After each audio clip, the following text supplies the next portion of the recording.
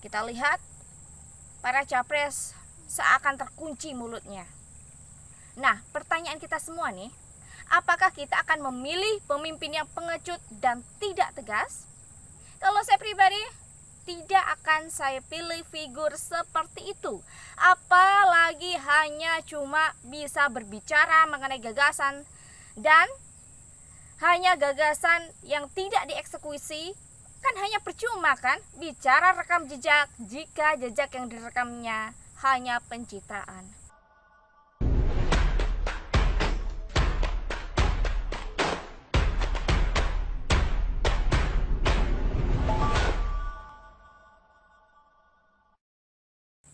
Hai sahabat semuanya, berjumpa kembali bersama dengan saya Ika Christine di program Suara Ruai.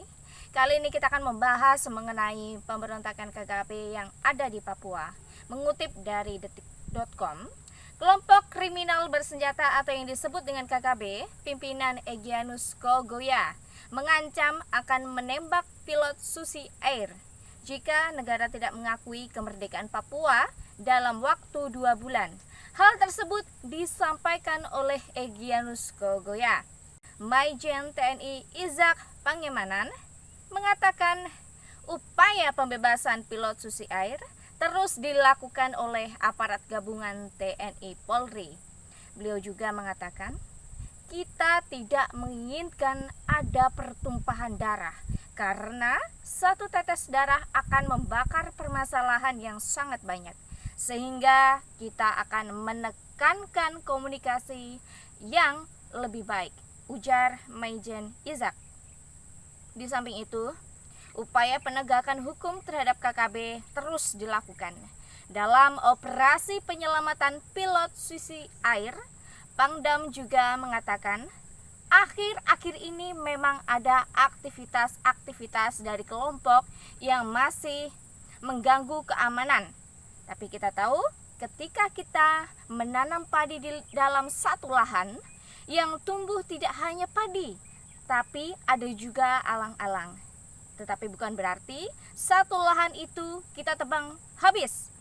Semua hanya rumput dan alang-alang yang mengganggu, yang dicabut atau ditebang. Karena mereka merupakan anak-anak kita dan saudara-saudara kita yang mungkin belum mengerti, ujar Maijen Izak. Saya sangat setuju dengan pernyataan Pangdam.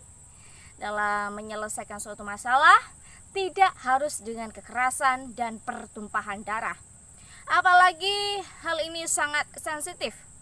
Jika kita salah mengambil tindakan, ya lebih baik pendekatan secara humanis saja. Karena apa? Jika kita salah bertindak, banyak yang akan menunggangi permasalahan ini. Tidak hanya negara-negara yang di luar, yang selama ini bermain di balik layar.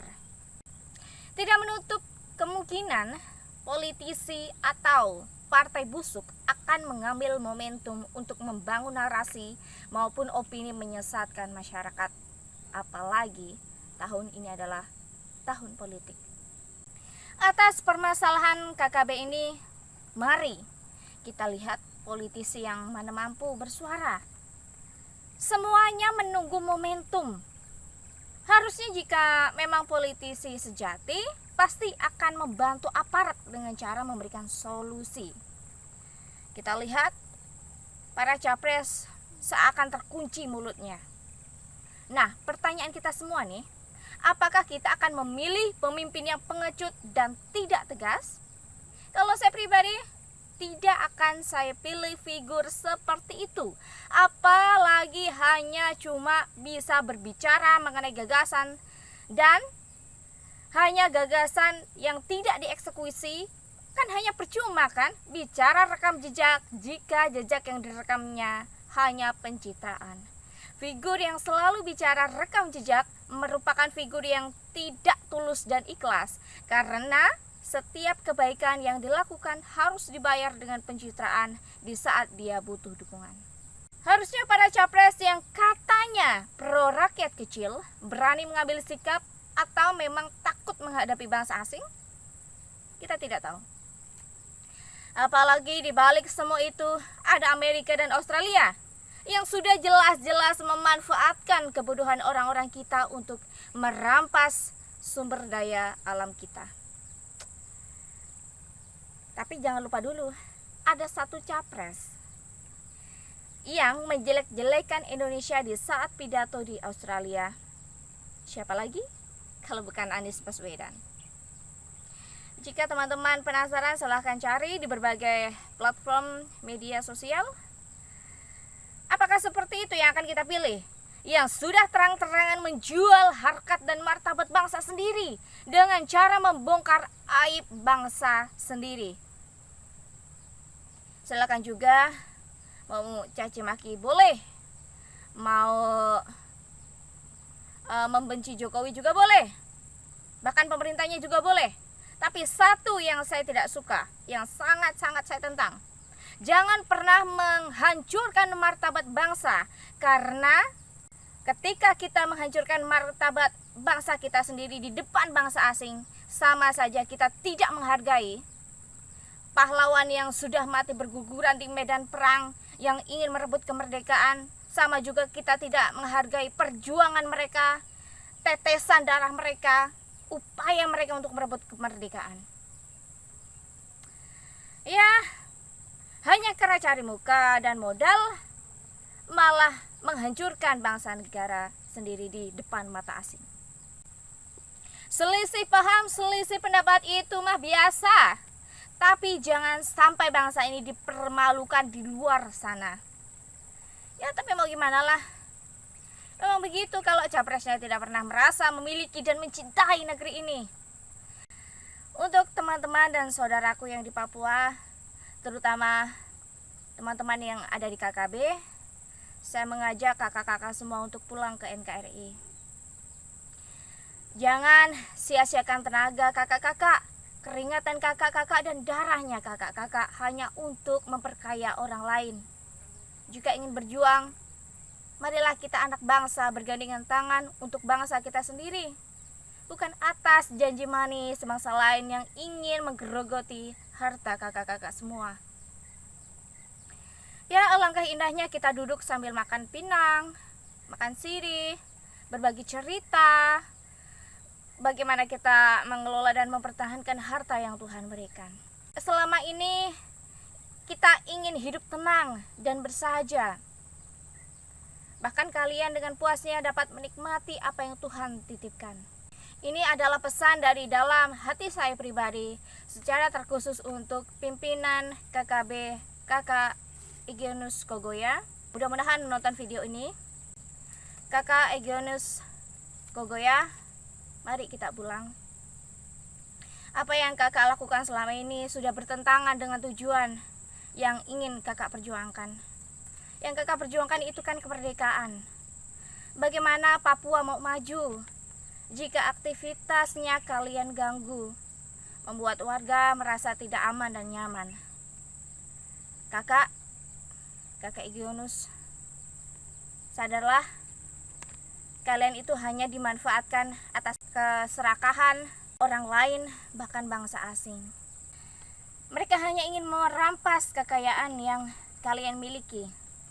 Sekiranya kalian berhasil, bahkan merdeka, kalian tidak akan bisa merasakan apa yang kalian perjuangkan. Bahkan menjadi ketergantungan pada negara atau bangsa yang ingin memanfaatkan kalian.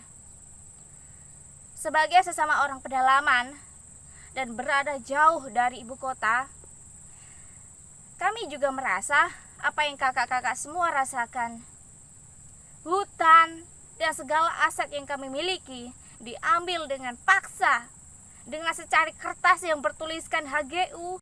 Kami orang kampung hanya jadi penonton, bukan pemain di kampung halaman kami sendiri. Tetapi kami orang-orang kampung tidak pernah memberontak, kakak-kakak.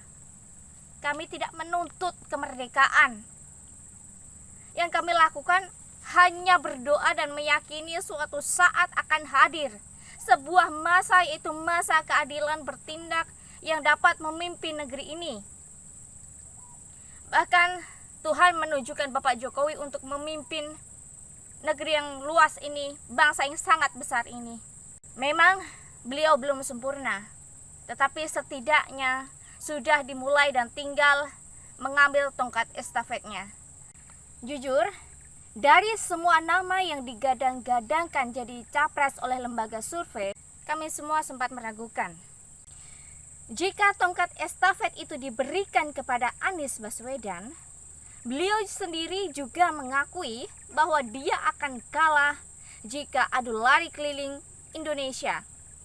Jika diberikan kepada Prabowo Subianto, kita maklumi saja beliau sudah tua. Sudah pasti tidak mampu lari kencang. Makanya bulan lalu, beliau menemui Gibran di Solo untuk menjadi pelarinya. Tapi Gibran seorang matador, muda dan potensial. Sudah pasti dijaga banteng merah, AHY dan Sandiaga Uno. Rasa-rasanya mereka berdua tidak sanggup berlari membawa tongkat estafet itu, karena olahraganya AHY hanya nge-gym dan angkat beban dalam ruangan. Sedangkan Sandiaga Uno, beliau hanya menyukai olahraga senam, bukan berlari. Satu-satunya capres yang hobi lari hanya Pak Ganjar Pranowo. Terbukti dari foto-foto selfie-nya dan beberapa videonya di medsos yang beliau bagikan, yang akhirnya kami yang ada di masyarakat pedalaman tahu Pak Ganjar mampu berlari membawa tongkat estafet Pak Jokowi. Saya Ika Christine dalam program Suara Ruai. Terima kasih menonton video ini. Sampai jumpa.